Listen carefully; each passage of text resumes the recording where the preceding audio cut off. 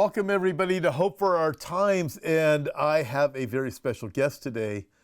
Patrick Wood is joining me. He's editor-in-chief of Technocracy.news, where he analyzes technocratic trends and their impact on society. He's also an expert on sustainable development, the green economy, Agenda 21, Agenda 2030. Also has been following the Trilateral Commission, the Council on Foreign Relations for some 50 years, I believe. We have a lot to talk about today, folks. I'm just telling you, a whole lot to talk about. So, Patrick, thank you so much for joining me. My pleasure. Let's get into it. Okay, now with that being said, I know a lot of you guys might be tuning in right now. You want to watch what's going on with Israel. Listen, we have Israel updates all day long. And then I'll even have some in my update coming up in just a couple of hours. But we're going to take a break from that right now. We're going to get into some of these other things. So Patrick, starting right off the gate, this comes from your website, ChatGPT, How Technocracy Thrives on Global Chaos. And from my perspective, Patrick, I've been saying one of the ways that people get power is you create lawlessness. And then you come in with the answer, say, I can solve this problem. So as you know, you've written about this, so fill us in. Well, this story it actually came from ChatGPT. It's amazing that it did, but you have to figure. Well, you're not going to see this on the nightly news for sure. But when I ask ChatGPT this question, with military and economic chaos in the world, what kinds of options are on the table for technocracy and technocrats to push ahead with their agenda? That was a simple question. I preceded it with some other questions and capitalized on this a little bit, I'm sure. But the answer that it gave at that point, an essay, almost 2,000 words, was stunning to me because all of this information, Tom, is gleaned from the internet in the first place, sifting multiple articles, papers, books, whatever. And all of this information is on the internet right now, but people don't have access to it because it's screened out for instance, by Google and YouTube, et cetera. But we have to remember that people like me have written about technocracy for years now. We've been sounding the alarm that it's going to turn ugly at some point. And this is reflected, in any case, this is reflected in this article that was produced by an AI. Go figure. You know, I'm not saying AI is the tell-all of tell-alls, but in this case, it saw the information on the internet. Said, well, I can take that. I make just quotes from here and there, whatever. And all of a sudden, you have this stark warning that technocracy is about to take over the world, basically. Well, okay, so this is, you wrote, imagine if Lester Holt or Anderson Cooper said something like this.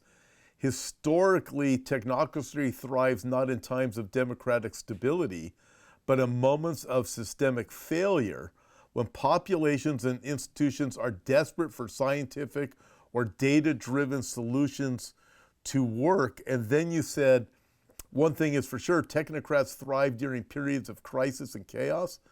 That would be now, war in Europe, war in the Mideast, threats of war in Asia, riots everywhere, including in America. Techno-populism is offered as the solution, as populists everywhere think that technocracy is the solution while drinking the Kool-Aid. So yeah, I look at that and so well said, and then thinking, okay, ChatGPT kicks this out and says, here's the facts. Yeah, this is what they got to do. This is what needs to be created. And I mean, you look and go, it totally makes sense. I've used this illustration for years that imagine if you sell fire extinguishers. You go in the backyard, you light the backyard on fire, and then you knock on the front door and say, hello, I'm selling fire extinguishers. Do you need one? Gee, what a coincidence. Yes, my backyard's on fire. And this is to me, just it's simple, but it's the way it works. It is. We have to be careful not to necessarily pin all the wars going on right now on technocrats, because stuff happens. They're experts at taking those situations and turning them into benefits for themselves. This is why we see, for instance, Palantir has been awarded a huge contract from our military, but other militaries around the world to do basically surveillance capitalism or surveillance prediction, whatever, in battle zones. Well, that's a huge opportunity for them to rake in the bucks, but not just rake in the bucks. These systems stay in place after the conflict is done. Well, I wanted to ask you about Palantir. We're hearing a lot more about it. Yes. A little bit history on it. I believe Peter Thiel was a co-founder. Yes. So I've even heard something about it being somehow associated with the CIA in its beginning stages. Is that correct? Absolutely so. This is the timeline. The intelligence community had, up until 2003, had been trying to create a surveillance state that was always is hit in history at this point. We see it in writing. When the whole program called Total Awareness Surveillance, that whole thing was scrapped by the government under public pressure, by the way, scrapped to the outer limits. Then all of a sudden, like just a few months later, the CIA contracted with Palantir to create another system, basically the same thing that the government was going to create, but they outsourced it to a private company that has escaped scrutiny until now. So Palantir got its first initial grant from In-Q-Tel. That's the CIA's private venture capital firm. Why do they need that? I don't know, but that's what it is. And so they got their first contract to be in existence in the first place. Then the CIA was their only client for a period of time to give them the architecture that they wanted to get put in place. And so Palantir took those instructions. They created the programs that we see today. And at this point, it's over the top. So yes, Palantir was a public-private partnership with the government, the CIA, to do the same thing that the CIA was disallowed to do in the first place. So they just farmed it out to Palantir. Now we have it, and it's still being backed by the CIA at this point. You can see the fingerprints all over it, and it's become the weapon, the AI weapon of choice at this point, all around the world. So Palantir can be used, for example, by ICE to find bad people. Is that correct? Yes, that's a simple version, I guess, to find bad people. But what Palantir can do when it vacuums up all the information available and to the view of a computer, social media posts, search engine articles, you name it, facial recognition, government supplied data, whatever. When all that stuff is wrapped up in one consumable item for the AI program, then what Palantir does is it assigns a score to everybody in view. And it could be, you could be in view too. Maybe your score is 0, but nevertheless, you're going to have a score and you're going to be on their list.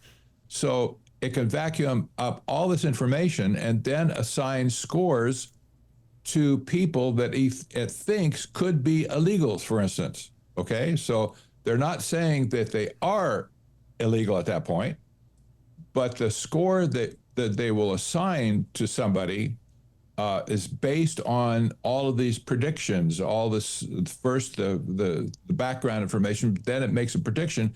Well, this guy is likely to be, or this woman is likely to be an illegal alien. Well, roll that over on all of society. Anybody you're looking for, you can design a scoring system to make sure you find them. And then you take the cream of the crop after that, maybe say on a scale of 100 to 1 to 100, maybe you take the top 10% and go after them, maybe the top 5%. But how many of those people shouldn't be targeted in the first place? Well, that you don't know, because there's going to be some people in there that the score is just going wacko. It's not, in other words, it's not accurate. So this is the predictive system that's being used in battle zones all over the world at this point, especially in Iran and the Ukraine, and also Israel has the access to this software as well. So this is predictive policing, if you will. Okay. It's all based on forecasts. It's not based on evidence per se to say this guy is definitely a terrorist. He just blew up some building or whatever, and you need to nail this guy.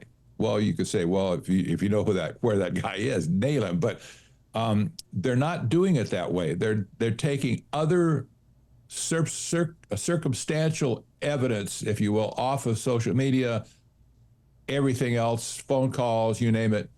And then they're making a prediction. This guy could be a terrorist, but they don't know for sure. That's the problem. That is that is a problem. That gives you leeway to eliminate anybody you just don't like. So you're right, Tom. And we talk about terrorists at this point. Well, that's what everybody's talking about. They want to get rid of the terrorists. Okay, fine. I get that, right? I get they want to get rid of the people group in America, the illegal aliens. I get that. This is the perfect tool for that. But it doesn't matter what your filter is focused on. Maybe you want to smoke out anybody who has a bad disposition against abortion, for instance. Ooh, that could be really ugly for Christians, couldn't it? So, yeah, you could all of a sudden sift a list where the top 10% or the top 5% are not support. In other words, they're fighting against abortion. Or you pick the topic. It doesn't matter at this point. Once you have the tool, anybody you put in the filter could be identified. And what of action could be taken? Well, if you have a list, all you need to do is send out the police, the Homeland Security, the military, whatever, to pick them up and bring them in, I guess. So if you have a bad leader, it could be a lot of trouble. Imagine if Tim Walz had this, well, just, I don't want to say too much, just watching certain things unfold. Don't give him any ideas. Yes, exactly. So, but I mean, the reality of it is, we know what the Bible says, the heart of man is deceitful and wicked, who can know it? Yes. So you look at, there is, in the hands of a really good, trustworthy, perfect, benevolent leader, this can be great. But the problem is there is no such thing. So yes, I'll tell you, even now, I'm really disturbed. I would like to get rid of the illegal immigrants in America. They don't belong here. I don't believe, and they're lawbreakers. However, having said that up front, I'm really disturbed that this predictive software is being used against these people. And all of a sudden, and suddenly, you're seeing exceptions to the rule where somebody's wrestled to the ground now because they've been tagged as an illegal, but they're not illegal at all. This is the problem. well, they look like they're illegal. I mean, maybe they have bad clothes, or their skin is brown or whatever. They look like they're illegal as heck, but this is just plain wrong use of this technology. We don't want to include normal people who didn't break any laws into this group of other people. And this is going to persist forever, because even when this predictive policing software was released to a number of cities around the country, it's all been abandoned at this point by most of those police departments, because they couldn't figure out how not to tag somebody wrongly for a crime. And well, you're going to get sued to death. A police department who routinely can go out and just pull somebody off the street, wrestle them to the ground, put them in handcuffs in front of their kids or whatever, screaming wife, and take them to jail. Oh, I'm sorry, Mr. Jones, you're free to go now. Well, give me a break. This guy's going to be afraid of the police for the rest of his life, and his family too. You don't want this in society, not in a free society. We pay the police and law enforcement to do their policing work that has so many tools. If they would use them efficiently, they don't need to turn to AI to solve crimes. That's all I'm saying. And I would think that, I would guess the technology in theory will improve and get better, but I don't know. The problem I see a lot of different problems with it. One of them is that it's never going to be human. So it's not going to have the human reasoning element. And it will be turned to use against those who are just the government. And I also see that right now there's probably a lot of people that would say this is just great, not realizing it's going to be turned on them eventually. Yes, exactly so. Okay, with that, if I were to go back, let's go back 5 years, COVID, we know we can't say too much about it, but there were all these different databases that didn't talk to each other. You had different medical groups, and people could fake a vaccine passport or whatever. So from what I understand with Palantir, it will take all the different databases, this is the thought, it takes them all and they're all like centralized. So all this information, so you can't really fake things anymore. Is that the thought behind it? Yes, indeed. Wow, it is. That's scary. Look, if you, I read a story about a nurse. I don't remember where she was working, but she didn't want to take the vaccine because she was pregnant. She got it. She had the sense, I should not take that vaccine because I'm pregnant. And they told her that she should take it, and they demanded that she took it. Okay, so she found a way around the checks and balances, whatever, to convince people that she took the vaccine when she didn't take it, right? Well, who are you going to side with here? The woman or the establishment at this point? Well, if there's people like that in our country who didn't end run, somehow hid their activity, you won't hide anymore. You won't be hiding anymore, because once they get a crosshair on you, they'll know exactly who you are and exactly what you did, and there'll be no hiding at all. Well, that's what I see, is a system being built that no one can escape. Yes. You've warned also that Palantir is building this data grid that would lead to a global social credit system that is worse than what China has, right? So going back years, just looking at Bible prophecy, I was talking about the Chinese social credit system. And I said, listen, every leader in the world is looking at what China is doing, and it's going to be imported to other countries, but it's going to be perfected because of technology. And that's what we see happening. It was Klaus Schwab who said, I love what China's doing, or something like that. China's doing things right. Well, Yes. that social credit system, but what's happening, this is being built far worse than that, is what you're saying. Exactly. And you have people like Mark Andreessen, by the way. He just recently put out a video opening his mouth. Mark Andreessen was one of the pioneers of the internet in the 1990s. And he was at the table when President Trump selected all these technocrats who subsequently came into the administration. So he's been a mover and shaker. He's talking about, well, we need to have AI unleashed in America, get rid of all the regulations so that we can excel, because China, on the other hand, doesn't have, they're authoritarian already. They don't have any morals or ethics to not do something. And we need to beat them. We need to beat them to the punch, because either their AI is going to control the world or our AI is going to control the world. And he doesn't give any other option. It's going to be, it's going to be AI controlling the world.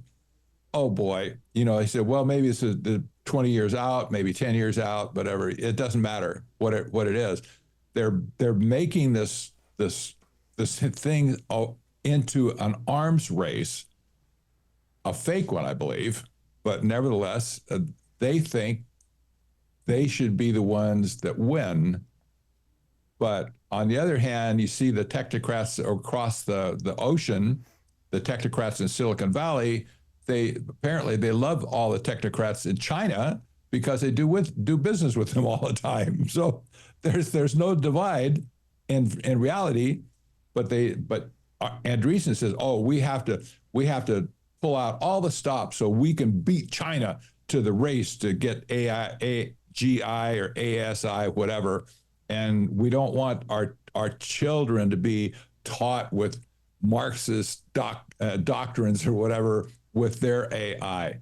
Give me a break. This is so thin, but people are believing this guy. They think he knows what he's talking about, but he doesn't. Okay, so that's something I've heard repeatedly over the last, say, 4, 6, maybe 8 weeks, is that, look, it is, if we don't do it, China's going to do it, or Kim Jong-un, North Korea. Yes. So we have to get to the top.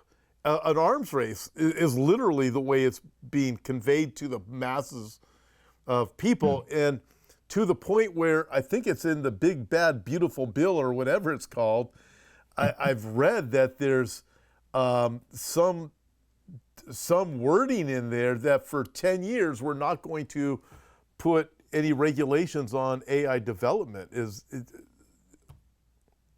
Well, some states have already enacted regulations for AI. That's on the books already. But this provision was slipped in the House bill that would deny the states the right to do any regulation against AI in general, and they would have to defer to national regulation, not state regulation. Well, this is patently unconstitutional. It really is. So the bill was passed to the Senate, where it ran into something that's called the Byrd Rule, where you can't attach a non-budgetary item to a budget specifically. So they rewrote that passage, not to just absolutely ban the states, but they say now, well, if you state, whatever state you are, maybe Arizona, California, whatever, it doesn't matter. If you make regulations against AI, we will cut off funding for you, maybe unspecified, but there's a lot of money to be made available to the states to fund AI data centers, et cetera. We'll cut off your funds if you do that. Well, that's a backdoor extortion at that point, So the same result. But yes, this came in from some technocrat who didn't have a clue what the Constitution was about in the first place. he slipped that phrase into the House bill, and it's still here. They just rewrote it in the Senate. They said, well, we can make it not. It's not going to be a budgetary item. We'll make it in part of the budget issue now, because we're going to penalize the states who would dare to put up regulations on AI. I think this probably is going to be headed for the Supreme Court, but how many years will it be in play before it gets resolved? That's the problem at this point. And everything is moving so fast. It is, exactly. We were together at a conference, a Bible prophecy conference in Phoenix, Arizona, about a week and a half ago. And you were asked a question, something along the lines of, or you addressed it, I should say, something along the lines of, with AI, are we going to get to the place of Terminator with Arnold Schwarzenegger? And I don't think that was the exact thing, but it came out like that. And you said, no, it's never going to get there. I think we were talking about singularity, if I remember correctly. Yes, we were. Yeah, exactly. The singularity, this concept of the singularity is based on the merger of science and it reaching a critical mass where all of a sudden it can go a vertical curve. And a lot of people have been talking about this for at least 20 years now. Ray Kurzweil was the first guy that brought that up. He's still the chief engineer at Google. He doesn't need a job, by the way. This guy has a list of patents as long as his arm over the years. So there's been a lot of discussion. Well, is a singularity a real thing, or have we been sold a bill of goods? I think in the end we'll reckon it as a bill of goods. But in the meantime, the concept can wreak havoc with markets and societies and civilization and human brains along the way that we can't ever recover from. So either way, if it's a real thing and it's going to go vertical, well, maybe the whole world will explode at that point. But maybe if it doesn't, if it's a total fraud, and in the meantime we get this other destruction, who cares which way you just get destroyed? It's like, doesn't really matter. So these technocrats along the way, I'll say this for sure, these technocrats all along the way have been recognized as being the agents of destruction over God's creation. Does that make sense? Totally makes sense, especially when, if we play out the Bible, we come to the book of Revelation, we can see how things unfold. The Bible's clear. The one that's described as the beast, also known as Antichrist, and the false prophet, they are not machines. They are men. And we know that because they're defined, and they also end up in the lake of fire, burning forever and ever and ever. A machine wouldn't do that. A machine would just melt or whatever it would do, right? It would. So we can tell it's not that. But at the same time, as we look at the AI technology, it certainly appears that Antichrist and false prophet will appear omnipresent, appear to be everywhere, omniscient, all-knowing, omnipotent, all-powerful, and the technology will end up being in their hands. We also have a description of 10 kings who give their power and authority to the beast. So there is a system that's being developed, and it appears that this is this technology that is going to give this power to this individual. Yes, I can't imagine any other technology on the horizon, or even in my mind, that could be worse than what we have right now with AI. I want to ask you about some concerns that are very interesting. I have several, actually. I'm not sure where to start. I want to get to Bilderberg conference that's coming up, I think, this week. You've also talked about AI, predicted AI could grow 10 to 15,000 times during Trump's presidency.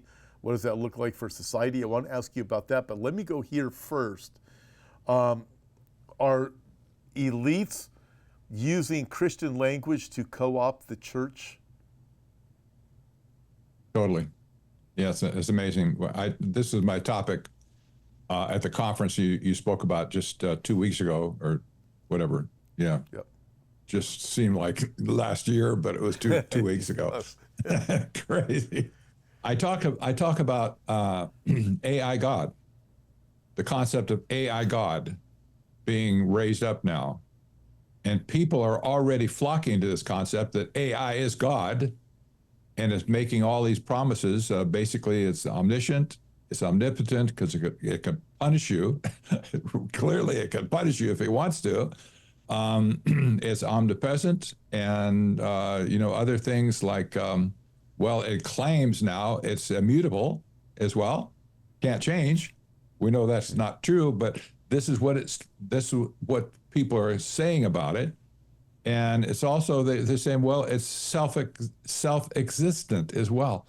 No, it isn't, but, this is what they're saying. So we have this object now being raised up to people to worship, the AI God. It looks suspiciously like Christianity. They don't talk about Buddhism in these terms. They don't talk about Hinduism in these terms, or Islam or whatever. No, it's only Christianity that it talks about, and the parallels are striking. So yes, you can see this thing is rising up to eventually be turned against Christians in the world. We see all the persecution and all the martyrs that will be produced during the tribulation period. Millions of them, millions upon millions of them, all because AI could identify them quickly and say basically off with their head. So right now, somebody using, let's just say ChatGPT-3, for example, can go in there, type a question about Christianity, and can get a very good and truthful reply. It can be extremely accurate and right. And I'm finding this over and over again, just talking with people, they're getting these types of things. However, that's got to end somewhere because it can't keep giving out the truth on Christianity, can it? No, you have to think somewhere along the way it's going to slam the door. It's shut tight. But we have to remember at the top of the machine, if you will, there's policies that can be set in place. This is over all the decision-making process of the AI, that biases can be set in place to skew the answers or to skew the entire operation. That's always going to be there because humans ultimately can do that from the top. In other words, they can pour the Kool-Aid into the mixer at the top and, flavor the whole batch. So, it's not happening right now, but in the future it will. I'm sure of it. So we'll see. For instance, we're going to see another resurgence of anti-free speech operations, like censorship we had during COVID. That's going to be ramped up again. I'm sure we're going to see other types of persecution against Christians, especially in relation to taking vaccines and making trouble for the beast. They don't want to go along. They want to be the outliers. Well, technocracy does not allow outliers. So the pressure will always be to get you back in the fold again, wow. Make you compliant, if you will. So all of this with Palantir is like the perfect project building going forward for them. By the way, there's some interesting prophecies Jesus has spoken about them in the Olivet Discourse. And he talked about it. He said, It's coming at an hour when you least expect it. There's a few different places in the Bible that implies where people are going to think, hey, life is good. Ignore Bible prophecy, and to me, that's probably the biggest warning. And yet, I think that's what's coming. There's going to be peace. People are going to finally be clipping along. We've arrested a lot of the terrorists right here in our own country. Whatever it is, been able to control certain things. There could be a universal basic income. I see things going that way where people who even enjoy prophecy now and study it are going to be tempted to say, oh, we don't have to pay attention to it anymore. All is good. And that is like, look out, baby, because that's when it's coming. Exactly. Imagine the attitude that the world has right now with all of its, it's splintered for sure, but it's all crazy, and it's all basically pointed against God, the true and living God, okay?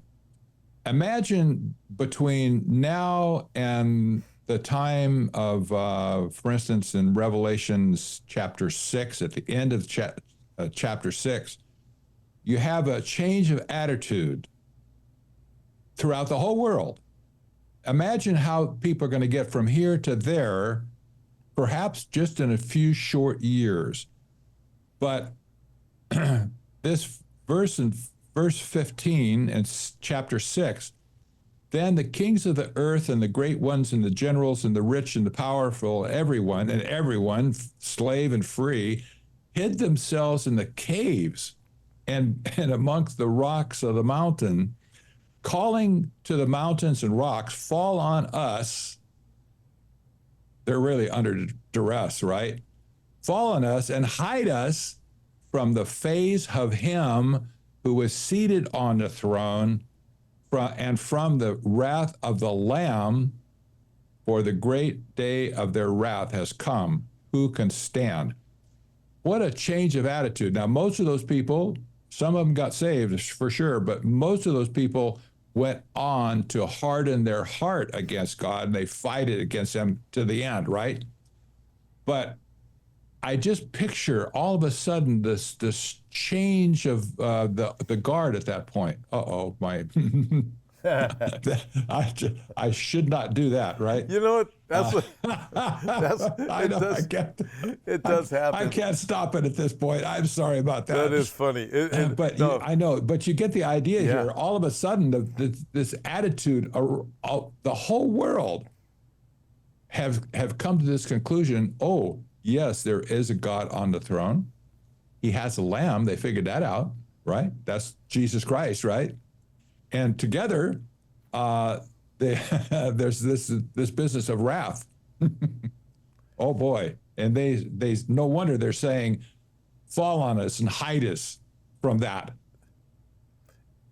Interesting. It's like hide us from the wrath of the Lamb. So they know what's happening. They know judgment is coming.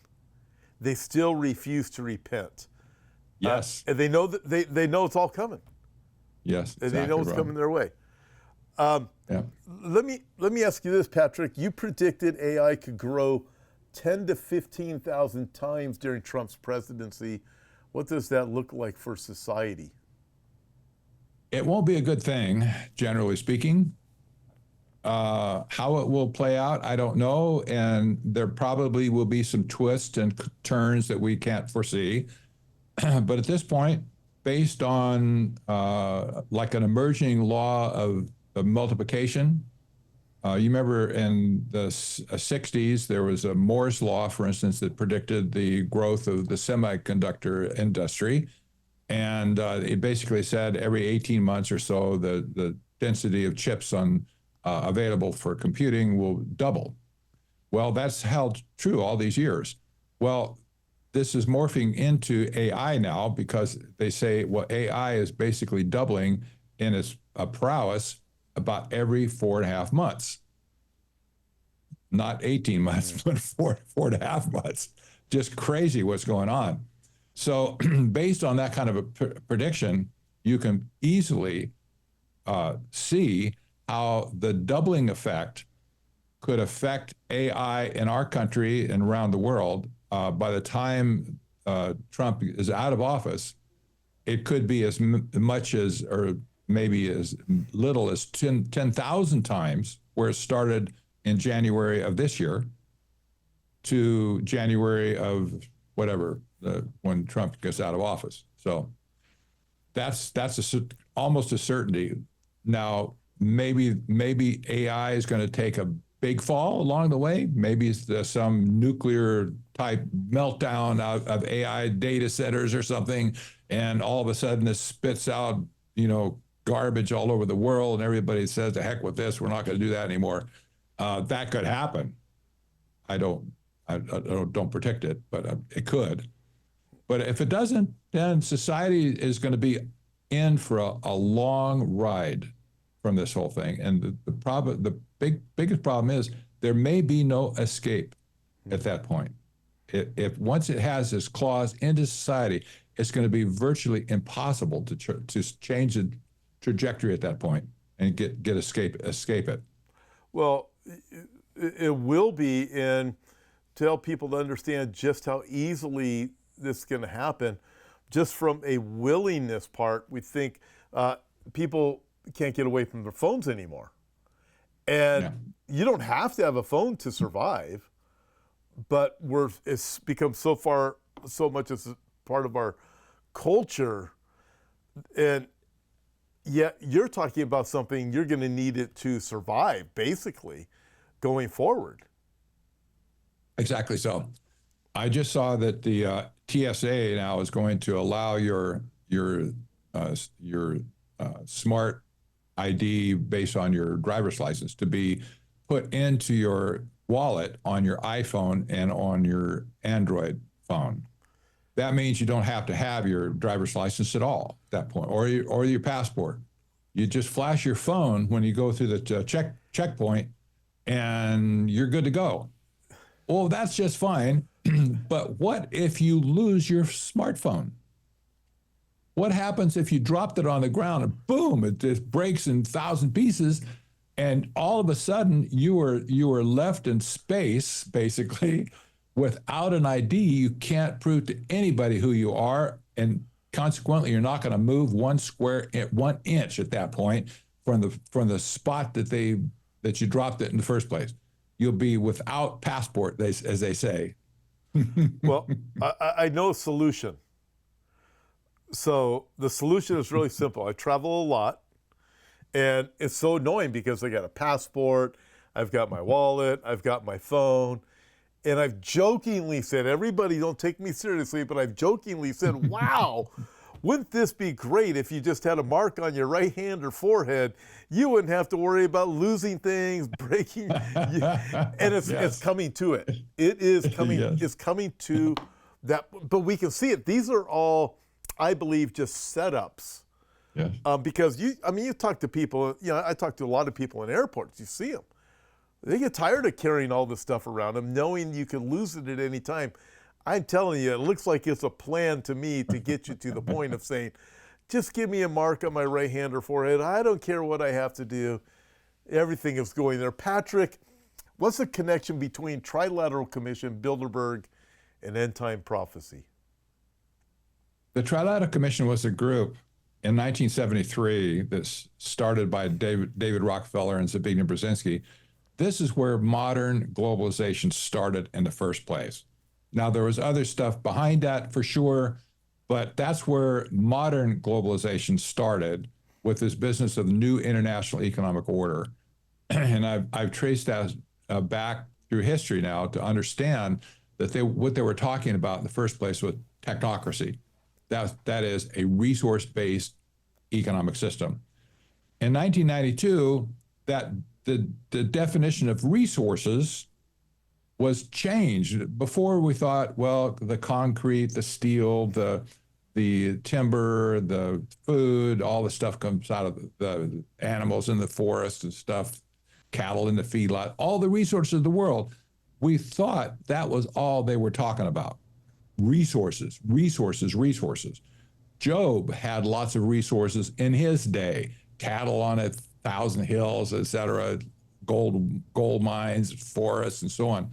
But in 1992, the Trilateral Commission changed that definition of resources. This is pivotal, to include you and me as resources to be managed. That never came up at all before 1992. We're now resources to be managed. So we are fair game for these people at this point. And we see this all over society. Whenever you see these technocrats assembling, they're always now figuring out, what can we do to the people of the world?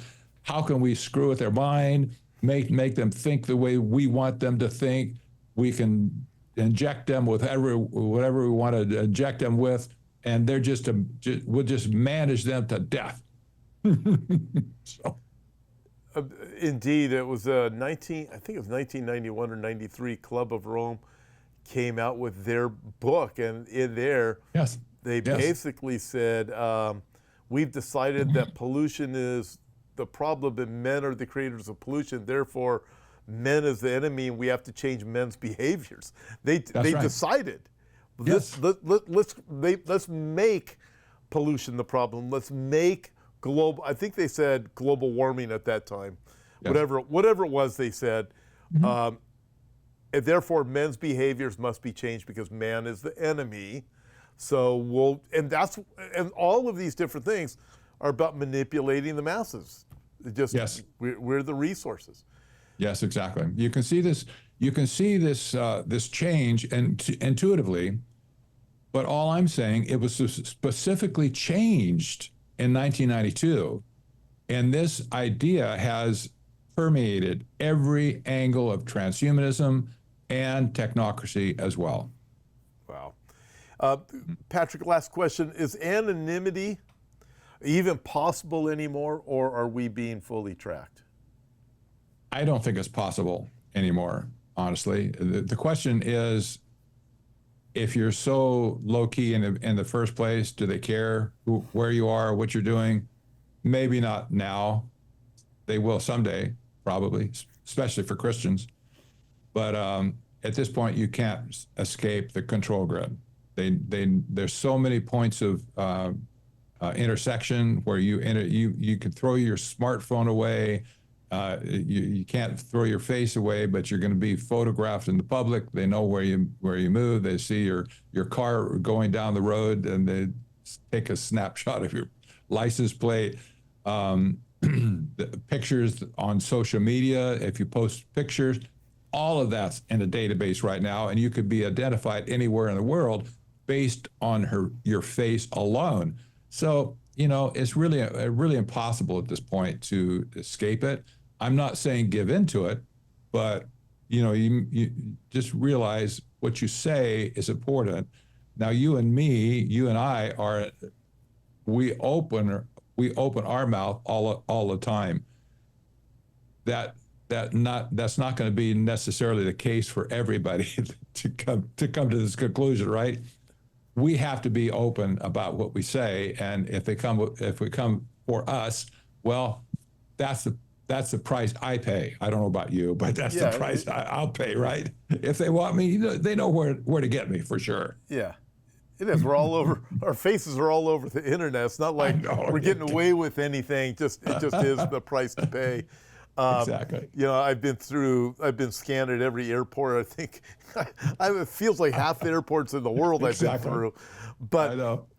As we look at these different dynamics, I cannot imagine everything we've ever done is not in a database somewhere.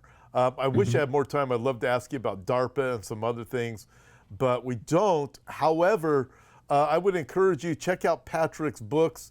We have a couple of them: Technocracy Rising, the Trojan Horse of Global Transformation, along with other works that we have of Patrick right here at Hope for Our Times in the store. And then also be sure to go to Patrick's website, technocracy.news. He has daily articles, sends out the emails. Folks, you're going to be super blessed by it. Very, very informative. You're going to be engaged. Go over there, check out everything that he has for you. Trust me, you're going to be blessed. Thank you, Patrick, so much for joining us today. God bless you, everybody, for joining us. And join me tonight. We'll be doing my Today in Prophecy, my daily news updates, because there's a whole lot of things that are going on. God bless you, everybody.